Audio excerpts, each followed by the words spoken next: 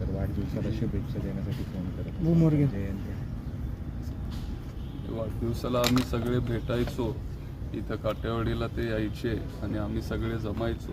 आज असा पहिलाच त्यांचा वाढदिवस आहे, आम्हाला त्यांना भेटता येणार नाही. आज सुद्धा विश्वास बसत नाहीये की अशी दुर्दैवी घटना घडलेली आहे आणि काका आता आपल्यामध्ये राहिले नाही.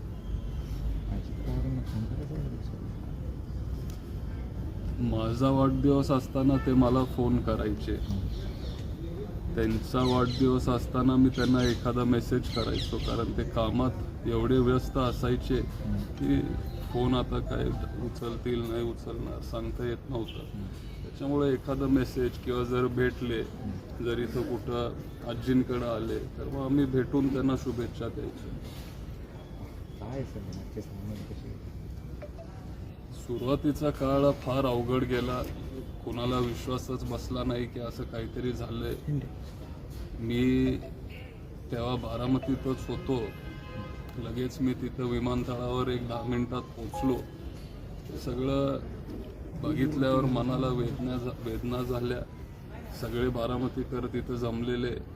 आज पण कुणाला विश्वास बसत नाही की दादा आपल्यामध्ये आता राहिले नाहीत.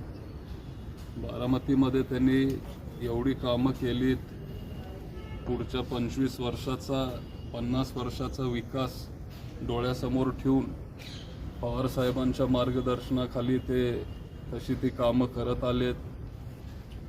आणि बारामतीकरांना दादांची खूप कमतरता जाणवतीये.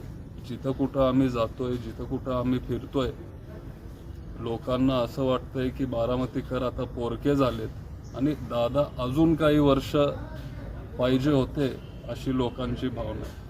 युगेंद्र पवारांनी का हरवलं अजित पवारांची? माझे काका गेले. माझ्या आयुष्यात माझे एकच काका होते आणि ते गेले. त्यांच्याकडून आम्हाला फार शिकायला मिळायचं. लहानपणापासून आत्तापर्यंत आम्ही एकत्र असायचो, कुटुंब म्हणून आम्ही नेहमी एकत्र असायचो. वेळोवेळी ते मार्गदर्शनही करायचे. त्यांचे अनेक गुण होते, फक्त मी नाही पण महाराष्ट्र देशातल्या जनतेने शिकण्यासारखे असे ते गुण त्यांच्यामध्ये होते. महाराष्ट्राच्या जनतेने एक नेता गमावला, पण माझे काका गेले. राजकीय प्रश्न विचारतो, कशी बघते देशाची परिस्थिती? सध्याची परिस्थिती ही खूप गंभीर आहे. काल पण आदरणीय साहेब, सुप्रियाताई, उद्धव ठाकरे साहेब, आपले अरविंद केजरीवाल साहेब परवा गेले, अखिलेश यादव तिथं होते, राहुल गांधी, प्रियंका गांधींनी तिथं वरती त्यांच्या पंतप्रधानाच्या घराच्या बाहेर आंदोलन केलंय. आणि ज्या पद्धतीने हे सरकार विद्यार्थ्यांच्या विरोधात वागतंय हे खूप चुकीचं आहे. लोकांना अजिबात ते आवडलेलं नाहीये. आणि विद्यार्थी त्यांच्या हक्कांसाठी तिथं आंदोलन करत असताना जर त्यांना तुम्ही मारत असाल, जर टिअर गॅस त्यांच्यावर टाकत असाल, जर लाठीचार्ज त्यांच्यावर जर तुम्ही करत असाल, तर याचा जाहीर निषेध आम्ही करतो. हे खूप चुकीचं आहे. हे जर आता थांबलं नाही तर हे आंदोलन देशभरात पसरायला वेळ लागणार नाही. आता खरं तर दादांची शेवटची इच्छा होती, अनेकदा सगळ्यांनी बोलून दाखवली की दोन्ही राष्ट्रवादी एकत्र आणावी. सध्याचा काय स्टेटस आहे? पुन्हा एकदा चर्चा सुरू झाली. ती सगळ्यांचीच इच्छा होती. सगळं नेतृत्व हे दादांकडे जाणार होतं. तुम्ही पण सगळे पत्रकार आहात, तुम्हालाही सगळं माहिती होतं. अनेक मीटिंग झालेले आणि सगळं ठरलेलं. पक्ष दादांकडे जाणार होता. पुढचे 20-25 वर्ष सहज दादा आपल्या पक्षाचं नेतृत्व करू शकत होते. पण अचानक असं झाल्यामुळं ती सगळी चर्चा तिथं थांबली. आता काय होईल, काय होणार मला सांगता येणार नाही. मी छोटा कार्यकर्ता म्हणून इथं काम करतोय.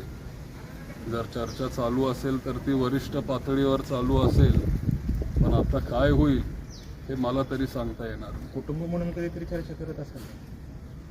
कुटुंब म्हणून माझी इच्छा जरी असली तरी आम्ही भेटल्यावर आम्ही राजकीय विषय कधी आम्ही घेत नाही. राजकारणाबद्दल आम्ही एकमेकांशी बोलत नाही. आणि कुटुंब म्हणून जेव्हा आम्ही भेटतो तेव्हा एखादा लग्नाला भेटतो किंवा कुणाच्या तरी साखरपुड्याला भेटतो. आता पुढच्या आठवड्यात पारदादाचा पण साखरपुडा आहे. तिथं आम्ही सगळे एकत्र तुम्हाला दिसणारच आहोत. साहेब पण तिथं असतील, ताई पण तिथं असतील, सगळे तिथं एकत्र असणार आहेत.